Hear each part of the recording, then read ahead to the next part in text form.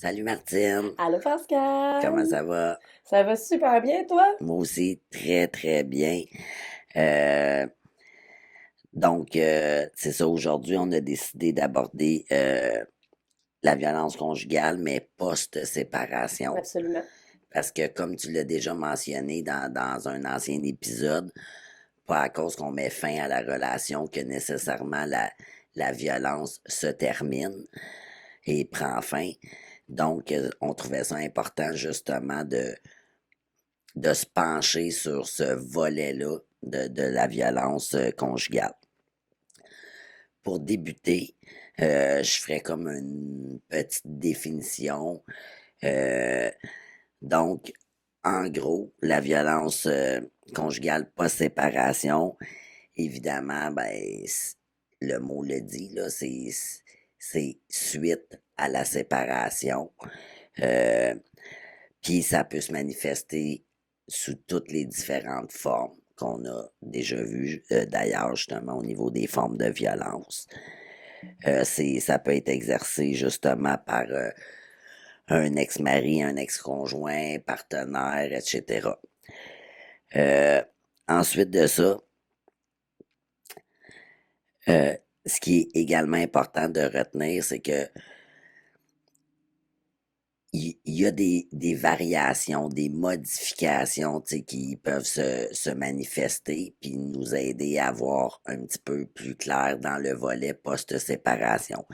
C'est-à-dire que au niveau de la séparation, il pourrait y avoir, par exemple, une augmentation de la violence suite à l'annonce ou suite à la séparation en tant que telle, une aggravation des formes de violence, etc., une escalade, bien entendu, mais il pourrait y avoir l'inverse également, c'est-à-dire que la violence en tant que telle pourrait cesser, mais le contrôle, lui, par exemple, perdure oui, au niveau du temps. Ça, peu importe que l'un des deux ou les deux partenaires refasse sa vie, le contrôle, là, il va perdurer dans un contexte de violence conjugale. Euh, la, la violence post-séparation, en plus d'être faite par, comme je disais, l'ex-partenaire, peut également impliquer les enfants au sein d'un oui, couple, là, absolument. quand il y a des enfants présents, soit par influence du père, par exemple, là, tu sais, fait que dans le fond, la femme qui vit ça de son ex-conjoint pourrait aussi en subir des répercussions de ses enfants également, qui, qu'ils vont chez papa au moment de la garde de papa, ben, reviennent justement avec des comportements là, inadéquats. Des propos Ouais. aussi qui rappellent ceux du père avait. Mais le père pourrait aussi cesser, lui, toute forme de violence, mais c'est les enfants qui la poursuivent. Mhm. Dans le fond, c'est comme une extension. Puis, ben, la femme va reconnaître dans les comportements des enfants la copie de l'ex-partenaire. Tout à fait. Tout à fait. Fait que c'est ça. Fait que ça peut, c'est ça, varier, ça peut s'intensifier, ça peut se modifier au niveau des formes. Ça peut, encore une fois, cesser au niveau des gestes concrets de violence, euh, mais au niveau du contrôle, ça perdure. Puis il y a également aussi des situations où est-ce que la violence demeure la même, c'est-à-dire que il y a ni aggravation, puis ni disparition de la violence, et ça reste entre guillemets du pareil au même là, au niveau de où est-ce qu'en était le degré de violence avant la séparation.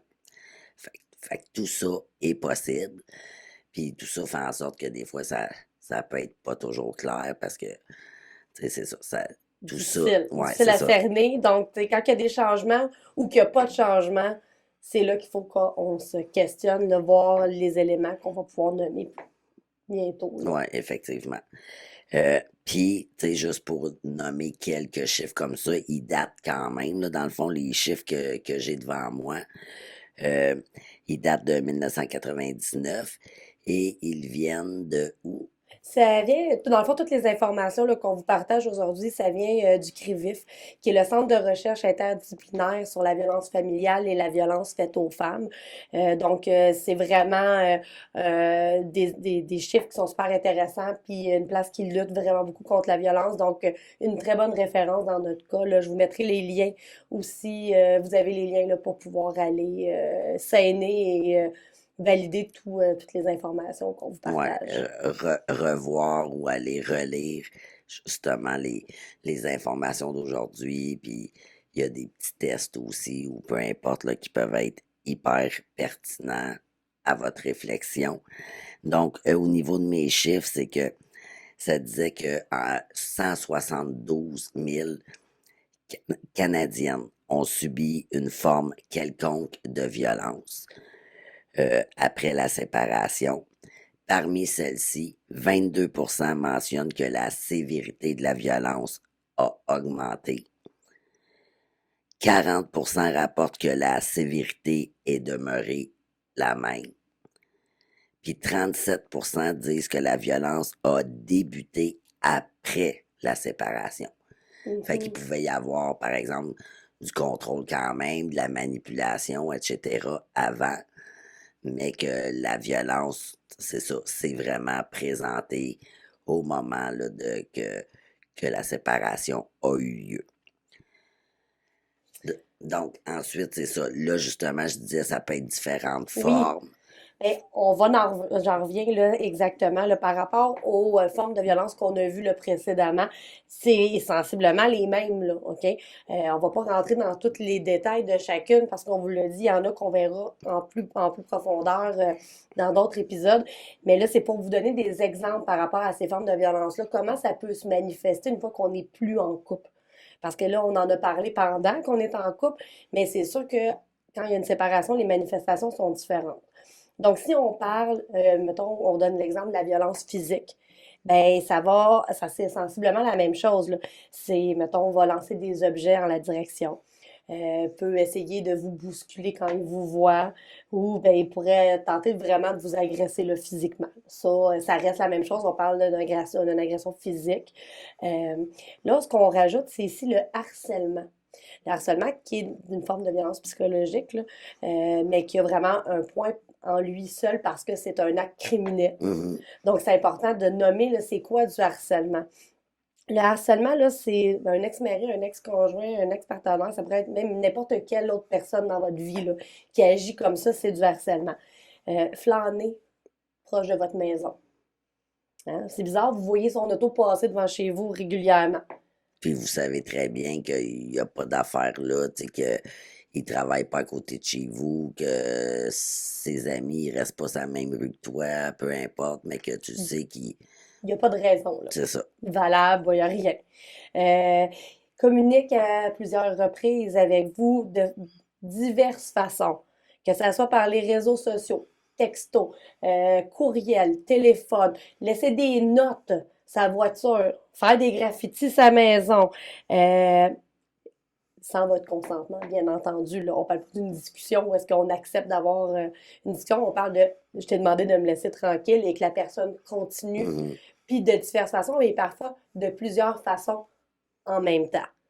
Et ça peut même aller par le biais des autres personnes. Donc là, j'en viens à effectuer des appels répétés à vous ou aux membres de votre famille et amis. Donc, ça peut aller jusqu'à appeler la mère, le frère, la sœur, Ouais, euh, où elle me répond répond pas. pas. C'est ça. Qu'est-ce qui se passe? Essayer d'avoir des explications par les personnes, faire passer des messages. Ah ben, tu lui diras que si, tu lui diras que ça. Ça peut aller jusqu'à s'introduire illégalement dans le domicile ou passer des commentaires comme de fait, ben c'est ma femme. Hein, pour les couples mariés, là. Ouais, mais vous, c'est ma femme, je peux rentrer dans ma maison. La maison n'est pas encore vendue, elle est à mon nom. Encore, j'ai encore mon nom sur le bail. Tu sais, des genres de commentaires comme ça. Sinon, ben, il y a une autre forme d'harcèlement qui est vraiment très lourd pour les femmes, puis on le voit régulièrement. C'est le harcèlement via les lois. Qu'est-ce qu'on dit par ça? Ben, c'est faire des fausses allégations envers la victime. La victime va porter plainte par rapport à son vécu de violence conjugale et l'agresseur va porter une plainte qu'on dit croisée. Donc, il y a ça, de faire des plaintes répétitives à la protection de la jeunesse. Ou sinon, ben ça, Ouais, des plaintes, des signalements ouais, et c'est tout. ça, pour discréditer la personne. Et sinon, ben, il y a les demandes incessantes au tribunal de la famille, là, qui est là des demandes là, sans fin, là, pour faire changer une petite affaire dans le truc ou dans l'entente de garde. Là. Ah ben là, ça, puis ça, puis ça. Puis de passer par les avocats parce que ça a un impact aussi financier sur la personne. Donc, à chaque fois que ça passe par un avocat, il y a un frais. Mhm. Il y a un frais. Il y a un frais. Donc, ça aussi, et de ne pas vouloir aussi signer les papiers de divorce ou les papiers relatifs à la séparation, là, Ouais, de laisser. retarder toutes les Ouais, démarches, là, ouais, ouais. c'est une forme d'harcèlement. Après ça, on y va dans la violence psychologique. Tu sais, on en a parlé, la violence psychologique, c'est large, il y a beaucoup de choses. Mais au niveau de la violence post-séparation, ça a des impacts différents. Souvent, quand il y a des enfants, ça va viser les enfants. Donc, c'est de culpabiliser la femme dans son rôle de mère, que c'est pas une bonne mère, parce que si, parce que ça. Tu sais, ça peut aller sur le fait de dire que, ben, moi j'ai de l'argent, toi t'en as pas, t'es pas une bonne mère, mais pas payer la pension alimentaire. Hein? Tu sais, on a ici un petit portrait, pleurer devant les enfants. Critiquer l'éducation que le parent va donner, que ça soit par rapport à l'habillement, voir que tu habilles nos enfants comme ça, par rapport au choix des activités choisies, par rapport aux permissions. Dans le fond, c'est de discréditer tous les comportements de la personne. On entend souvent les menaces, tu sais, menacer d'enlever la garde, là. Je vais te Mhm. faire perdre la garde de tes enfants, tu vas voir. Fait que là, on est dans le même minding qu'on était dans la violence conjugale, là. On n'a plus de confiance en nous, on se pose la question, est-ce qu'il y a raison? On se rend jusque-là parce qu'on se dit que ça devrait cesser. On n'est plus Ben oui, ensemble. parce que dans la société, c'est ce qu'on cesse. T'sais, on cesse pas d'entendre ça. Bon, vous vivez de la violence conjugale, quittez votre partenaire, mais c'est ça, on l'a déjà dit et on le répète, c'est pas simple, il y a beaucoup d'enjeux, puis ça en fait partie parce que c'est ça, c'est dans la très vaste majorité des cas, ça se poursuit après, tu sais. On a des commentaires aussi qui peuvent être dits au niveau des agressions physiques que la personne préfère. Tu sais, on parle de menaces, mais tu sais, j'ai déjà entendu des commentaires de personnes qui ont dit à l'autre, ben telle date, il n'y en aura plus d'interdit de contact. Il n'y aura plus personne pour te protéger. C'est une menace voilée. Mhm. Mais qu'est-ce que ça sous-entend? Ça sous-entend qu'il y a une possibilité qu'il t'arrive quelque chose. C'est proférer des menaces de suicide. Je vais me suicider à cause de toi, j'ai plus de raison de vivre. C'est intense, là. Ouais, les enfants, ils vont perdre leur père à cause de toi, Oui. bon, c'est ça. Sinon, c'est de directement faire des menaces de mort envers la personne ou envers les enfants. Et sinon, ben, ce qui est commun, malheureusement, là, c'est les échanges qui sont dénigrants pendant l'échange de garde, là. Donc, de là aussi, souvent, là, il y a certaines stratégies qu'on met en place pour éviter ça, là, de passer des commentaires devant les enfants pendant qu'il y Ouais, a un les échange. pointes, les cracks, là, Oui, c'est ça. exactement. Les Là, sous-entendus aussi. Ouais. sinon, il y a encore la violence sexuelle aussi qui est présente. Là, hein, de comment? Mhm. Ben oui, c'est encore présent. Je veux dire, je dis pas ça parce que c'est normal, je dis que c'est arrivé, puis je connais plusieurs personnes que c'est arrivé qu'un ex-partenaire insiste pour avoir une relation sexuelle avec nous après la séparation. Ah ouais, donc, hein, de toute manière, n'importe quoi, tu sais. Fait que ça, c'est une forme de violence. Questionner l'autre sur sa vie sexuelle. T'as-tu un nouveau chum ou avec qui tu couches? Y es-tu meilleur que moi? Ouais, c'est ça, qu'est-ce que tu y trouves? Puis dans ce que tu disais avant, il y a aussi, par exemple, euh, le fait qu'ils disent, tu sais, pour reprendre tes mots, bon, t'es ma femme, bon, ben c'est ça, tu sais. Pour Oui, certaines personnes, ben le fait que dans leur tête, tu leur appartiens, mais tu leur dois ce boulot aussi, ou de absolument. dire, ben, tu dois ben ouais le goût toi aussi, puis bon, tu sais, fait que devenir incitant au niveau de l'échange, comme tu disais, ça peut être en profiter pour une main sur une fesse, frôler un sein ou quoi. Puis, ben, bien entendu, au niveau des violences sexuelles, ben, tu sais, ça va jusqu'à commettre un viol, forcer l'autre à avoir des relations non consentantes Mhm. pendant des moments où est-ce qu'on se croise ou, tu sais, des fois, parce que des fois, la séparation se fait puis on cohabite encore avec la personne une période de temps, là. Donc, des fois, ça rouvre des portes, malheureusement, à ça. Puis c'est de la violence post-séparation, là, flagrante. Euh, il y a le contrôle. Ça, c'est différent. Tu sais, là, dans la relation de couple, on le voit, mais là, au niveau de la séparation, ça se manifeste différemment. Euh, ça va être de refuser de donner de l'information à propos des enfants. Ils vont-tu bien? Y a-tu quelque chose pour l'école? On donne pas d'informations. Exige des affaires vraiment là, piquées là, par rapport aux enfants. Il faut absolument qu'ils arrivent à telle heure avec tel sac à dos, telle affaire dedans, nanana, nanana. Faut qu'il m'appelle à 6h02, Deux, ouais. exactement. Puis qu'il n'y a pas de barème possible, là, qui refuse tout compromis possible par rapport à l'heure ou à quoi que ce soit, là, même si c'est dans l'intérêt de l'enfant. Je donne un exemple, l'enfant a un cours de danse le vendredi à 17h30, puis l'échange de garde doit avoir lieu à 18h. Puis là, ben, le parent dit, ben là, son cours est à 17h30, c'est le seul cours de son niveau de la semaine. Ben, l'autre va dire que c'est pas son problème. Fait que là, l'enfant va être pénalisé Mhm. de son cours à cause du parent qui veut pas. Même si l'autre parent va dire, ben c'est correct, je vais venir te le porter après. Je vais aller te le reconduire après. Je comprends que ça rentre pas dans ton horaire puis que le parent essaie d'être conciliant. Ça fonctionne pas. Euh, essaie d'avoir de l'information par rapport à tes intentions pour faire obstruction dans tes requêtes, mettons, en cours. Tu sais, ça traficote, ça essaye de faire son gentil, là, ça joue un peu le gentil, là, tu sais, comme si de rien n'était, pour essayer, mettons, de dire, ah ouais, puis essayer de passer par en arrière pour aller déjouer des stratégies.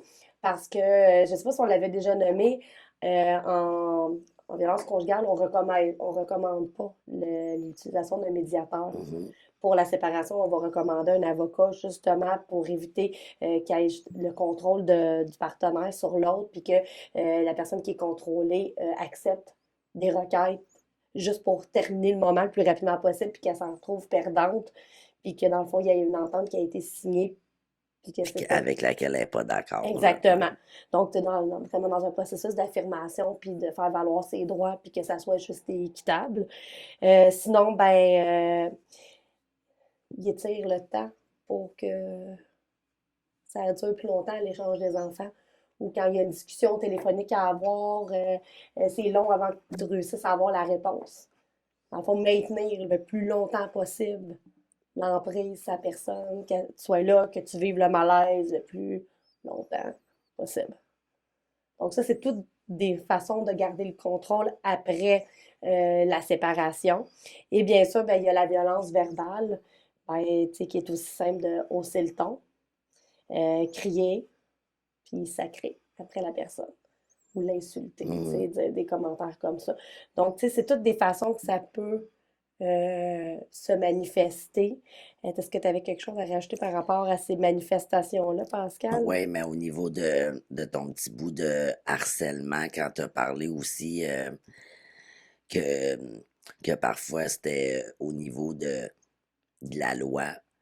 Fait que oui, on l'a dit, retarder des démarches ou quoi que ce soit, tu sais, puis toujours retourner, pour exemple, la garde des enfants, il y a eu un jugement de cause, 6 mois plus tard, je repars les procédures et tout, que ça a un impact à la fois financier puis Équité. juridique et tout. Mais j'avais envie aussi de donner l'exemple, tu sais, quand tu disais une plainte croisée, Oui. ça aussi, on l'observe là, à l'occasion. Je donne un exemple. L'homme attaque physiquement la conjointe. Elle se sent vraiment en danger, piégée. Elle va réagir Mm. physiquement parce que justement, soit qu'elle est prise ou qu'elle craint carrément pour sa vie. Puis c'est ça. Puis après ça, bon, ben, mettons, je sais pas, moi, il y a bloc au mur, puis Puis elle, à ce moment-là, ce qu'elle trouve à faire pour pouvoir s'enfuir ou se libérer, ça va être, là, je pogne un exemple comme ça, il donnait un coup de tête sur le nez. Je dis Oui, oui. n'importe quoi, mais peu importe. Ou il faut une claque d'en face, ou bref. Un coup de genou dans les testicules. Puis c'est ça. Puis là, même si elle s'enfuit, tu sais, mettons, je suis un voisin, puis qu'elle appelle rapidement la police pour expliquer ce qui s'est passé, par exemple, ben lui, c'est sûr qu'il va faire une plainte Oui, croisée. Puis il y a des possibilités aussi que, puis ça on l'observe aussi, malheureusement, c'est que parfois le geste du conjoint en tant que tel ne laissera pas nécessairement de traces, oui, mais que elle, ça pourrait laisser des traces. Tu sais, si je te donne une bonne claque d'en face, il y a des chances que ça reste rouge oui. un petit bout de temps, là. Ou Fait si que je te si, graphine pour c'est ça, t'enlever ta main qui me bloque le passage, ben ça, tu vas avoir mes ongles c'est ça. dans ta peau, mais moi, il n'y a aucune trace qui prouve que tu m'as bloqué le passage. Donc, ça C'est ça, puis devient... que t'avais les yeux tellement furieux, puis que tu me menaçais de me tuer, puis que j'ai vraiment craint pour ma vie, Oui, mais au sens de la loi, quand même les deux portent plainte, ben, dans les faits, les preuves observables vont être, mettons, le visage rougi ou les oui, égratignures absolument. ou... Fait que c'est ça, fait que ça aussi, il y a des choses des fois qu'on entend beaucoup, porter plainte et tout, mais c'est également un enjeu très délicat puis majeur parce que il y a des situations comme l'exemple que je viens de donner qui fait en sorte que la femme peut même se retrouver, elle, Oui, davantage dans l'embarras ou avoir des accusations plus, plus grandes, là, oui. tu sais. Par contre, je veux juste faire un parallèle de dire que c'est pas pour dire que les femmes ne font pas de violence conjugale, là, c'est pas ça Mhm, le point, là. On parle en généralité là, par rapport aux statistiques, puis tout ça, mais oui, ça paraît aussi que ça soit des femmes, puis que ça fasse le même effet, là. ouais. Qu'un homme va porter plainte, puis que la femme va porter plainte à l'inverse, puis qu'elle elle pourrait se servir de son statut de femme pour essayer d'attirer la sympathie, là. Donc, tu sais, à chaque genre, puis à chaque situation, ses avantages puis ses désavantages, là. Mhm, Mais, tu sais, je veux juste le ouais. préciser, là, parce que oui, ça arrive que c'est des femmes, là. Sinon, est-ce que tu avais d'autres choses que tu voulais ajouter? Ben, par rapport à ce que tu as Non? mentionné, non. Sinon, par rapport aux mères, moi, j'aimerais ça nommer un petit truc Mhm, par rapport aux mères. Euh, on dit souvent que parce que les femmes qui vivent de la violence, des fois, au niveau des enfants, ça devient difficile. On en a parlé là, dans des épisodes, l'épisode avec notre invitée Mélanie, là, qui est intervenante jeunesse. Mais il faut comprendre que cette violence post-séparation-là maintient la femme dans une situation de stress, de baisse d'estime, puis ça peut mener la femme à ne pas être capable de subvenir aux besoins de ses enfants, autant psychologiquement, émotivement, parce que la violence perdure. Donc, tu sais, de juger une femme qui s'est séparée puis qui va pas bien, ben c'est une chose, mais il faut comprendre que si la violence ne cesse pas, ben on peut pas aller mieux mhm. parce que l'emprise reste là. Donc, je pense que c'est important que ça, on le nomme. Puis, il ne faut pas oublier qu'il y a tout l'aspect financier qui rentre en ligne de compte aussi, qui est comme un facteur, une conséquence supplémentaire quand on parle de violence post-séparation. Justement, de pas, j'en ai parlé tantôt, de ne pas payer la pension alimentaire, de refuser de payer la moitié des frais de garde, de refuser de payer l'école, le saut de neige. euh, Les, de... les activités comme tu sais, tu parlais de Ouais, sport, mettons, activités parascolaires ou oui, de jamais prendre en charge les rendez-vous médicaux. Donc, c'est la femme qui doit manquer son du travail. travail. Puis à un moment donné, ben, tu sais, malheureusement, quand tu as plusieurs enfants puis que tu as plusieurs rendez-vous, ben, il y a des employeurs qui sont moins compréhensifs que d'autres, puis tu peux en venir à en perdre ton travail, là. Mhm, Donc, ça met ces femmes-là dans une précarité au niveau financier vraiment importante. Puis, en plus, si elles continuent à vivre de la violence comme ça continuellement, ben, ça fait qu'ils ne sont pas disponibles pour jouer leur rôle de mère à 100% puis permettre à leurs enfants d'aller bien. Puis ça en vient aussi au fait que ben, la violence post-séparation, ça a des conséquences aussi chez les enfants. c'est ça. Mais juste avant de dire aussi, il y a les conséquences au niveau de la santé mentale, comme tu viens de dire. Mais ça peut être aussi le fait que, en étant toujours, dans certains cas, dans la peur, t'es comme en état d'alerte, Mhm. d'hypervigilance, t'es pas détendu. Puis si t'es toujours stressé dans un état de stress quand même important, clairement, tu vas être moins en mesure d'aller sur le marché du travail. Clairement, tu vas être moins apte à prendre des décisions éclairées. Clairement, tu vas avoir moins d'énergie pour passer du temps avec tes enfants ou quoi que ce soit, là, mais bref. Donc, c'était hyper pertinent. Puis effectivement, au niveau des enfants, ce qui est souvent observé, si on y va par différentes tranches d'âge, Oui, donc c'est ça. Fait que la violence post-séparation peut faire vivre à un enfant, par exemple, de 0 à 2 ans. Bon, ben, et quand il y a l'événement, l'épisode de violence en tant que tel, bon, l'enfant peut pleurer, va démontrer des signes de nervosité, euh, d'anxiété, d'angoisse, là, tu sais, un peu en même temps comme une femme ou une personne qui est oui, violentée. absolument. Euh, Quand un enfant entre 0 et 2 ans va, par exemple, en visite chez son père et revient chez la mère, mais il y a souvent une perturbation au niveau de la routine. Si papa n'a pas nécessairement inséré une routine par rapport aux enfants, là, ils reviennent et sont comme tout à l'envers. Et l'enfant peut avoir aussi des comportements agressifs, surtout que de 0 à 2 ans, là, au niveau de la parole, là, le vocabulaire est très restreint. Là, fait que Ben, c'est beaucoup dans l'action que ça va se passer dans les gestes. les enfants, déjà, de cet âge-là, ont une tendance à être plus agressifs par rapport à s'exprimer parce qu'ils n'ont pas les mots. Donc, c'est sûr que s'ils sont exposés à de la violence, ben, ils vont utiliser cette méthode de communication-là Mhm. parce que c'est beaucoup plus simple qu'apprendre à parler, là.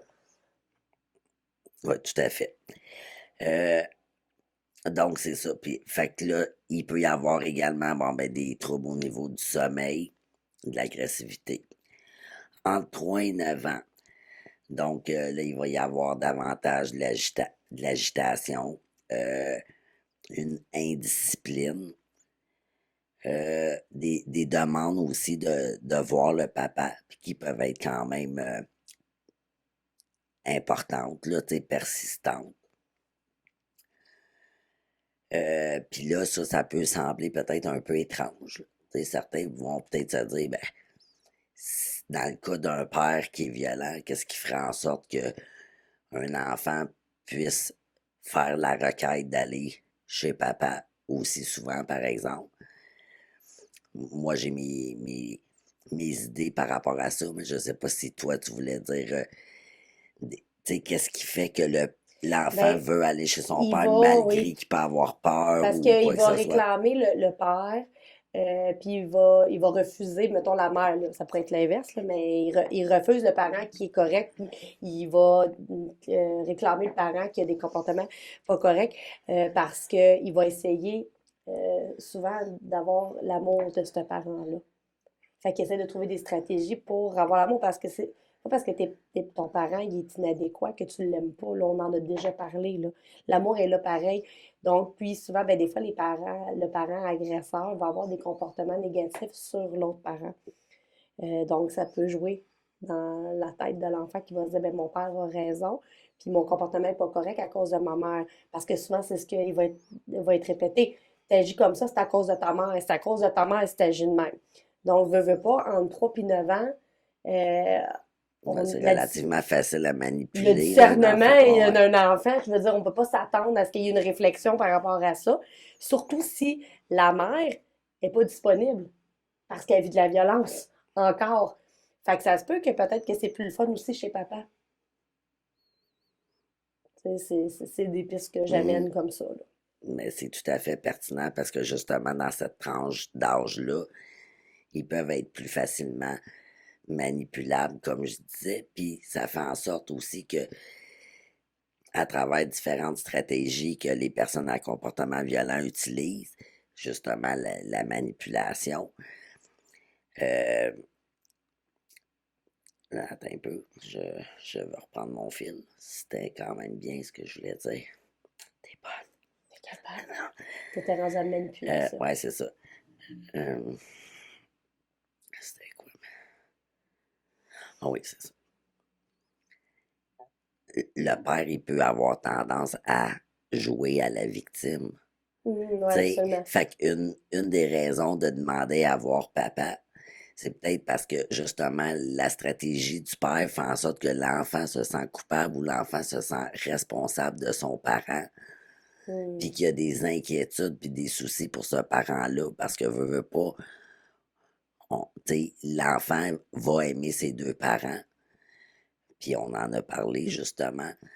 Donc, il peut s'en faire pour chacun de ses deux parents. Fait que si le papa, en allant reconduire l'enfant à son retour chez maman, par exemple, ben justement, pleure, Ouais. dit ah, ça va être épouvantable cette semaine, je vais être tout seul, j'ai tellement de peine, j'aimerais tellement ça être avec vous autres tout le temps, puis tu sais, c'est à cause de maman, si on peut pas se voir plus souvent, si c'était juste de moi, ben on serait Mhm. toujours ensemble, puis t'es l'amour de ma vie, puis en tout cas, peu Oui, importe, oui, peu là. importe le discours, là.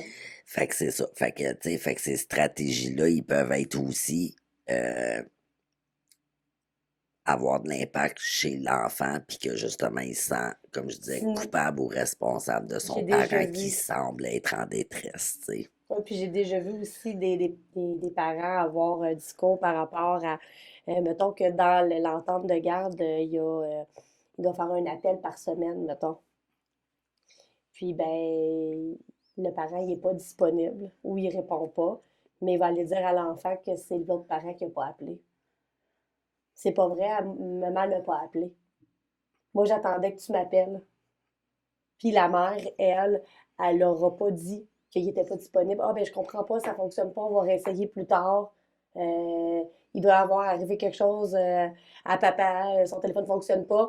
Puis le père va dire, ben non, elle m'a jamais appelé. Donc, on discrédite la mère. On est dans la violence psychologique à ce moment-là. Ouais, tu sais, comme cet exemple-là, ça serait comme carrément par des mensonges, la Oui, stratégie, là, tu sais.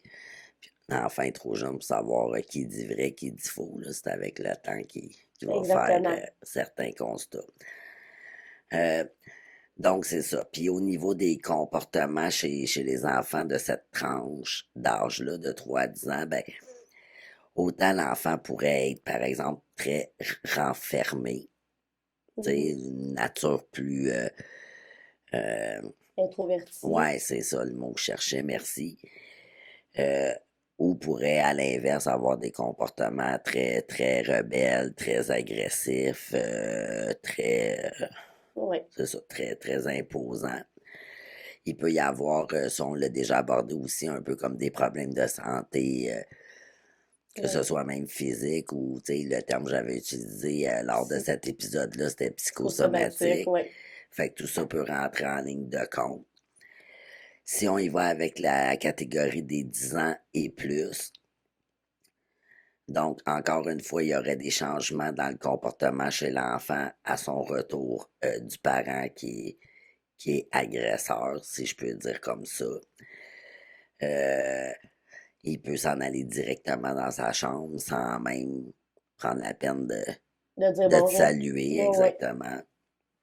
Euh, Fait que tu sais, il t'ignore en quelque sorte.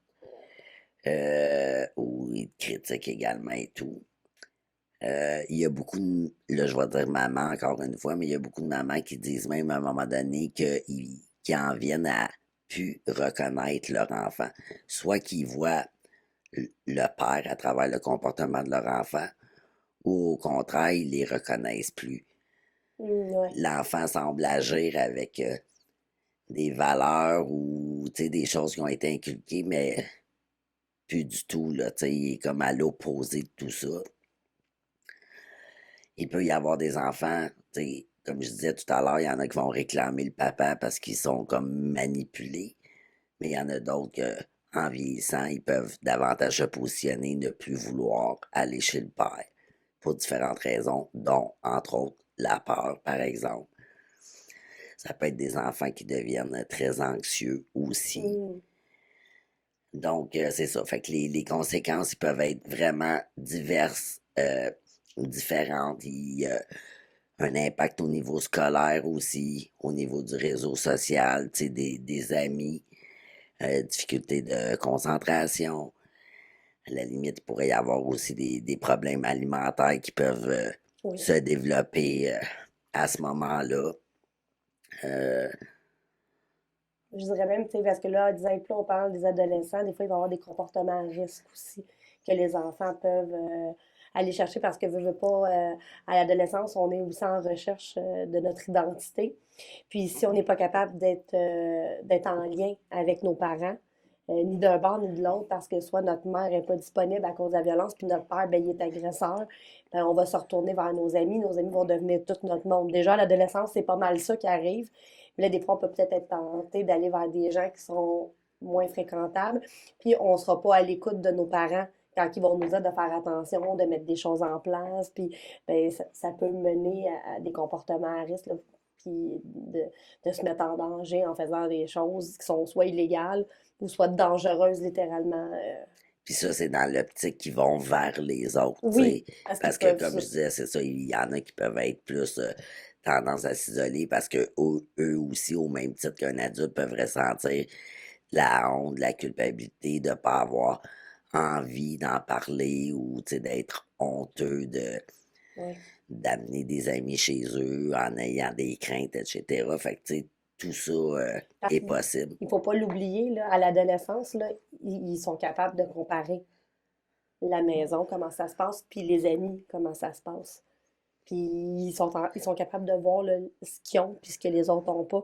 Puis souvent, tu sais, à l'adolescence, les ados, en partant, c'est oui, mais mon ami, hein, c'est tout le temps cette Ouais. phrase-là, en partant, quand on parle d'argent, quand on parle de sortie, de trucs, c'est déjà la phrase, oui, mais mon ami, Lui, il lui, a le il a droit, droit, ouais. puis tout ça. Mais là, il y a aussi là, la dimension émotionnelle de, ben, mon ami, lui, il se confie, lui, il fait des activités avec sa famille. Il chiale qu'il fait des activités avec sa famille, mais il y a encore des activités. Fait qu'il y a tout ce côté-là aussi qui, qui leur fait mal, Mhm. puis qu'ils n'ont personne peut-être nécessairement à qui le nommer. Puis ben, quand tu es ado, ben, c'est plus difficile d'aller nommer à ton ami ado que toi, tu aimerais peut-être ça, aller monter une montagne avec ta famille, même si c'est supposé te faire suer d'être pogné avec ta famille pendant 5 heures. Puis, tu sais, tout ça fait un lien aussi avec ce que tu avais déjà mentionné encore une fois dans un épisode précédent, où est-ce que des facteurs euh, pouvant amener à la violence, tu sais, le fait de ne pas avoir eu des bons modèles Ouais, quand on est jeune, ben ça pourrait être un exemple si absolument. la mère est vraiment pas disponible puis que ça perdure dans le temps puis que le père, par exemple, ne réalise pas et n'apporte pas de changement dans sa vie, dans ses comportements. Euh, fait que c'est ça. Fait que ça devient en plus un facteur de risque pour eux de justement soit en subir à nouveau ou, D'en comme faire tu avais subir. dit, c'est ça, de devenir agresseur à leur tour.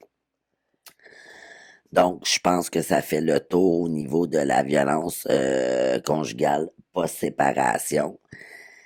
Oui. D'ailleurs, la semaine prochaine, La semaine prochaine, on a une invitée. Est-ce qu'on garde la surprise ou...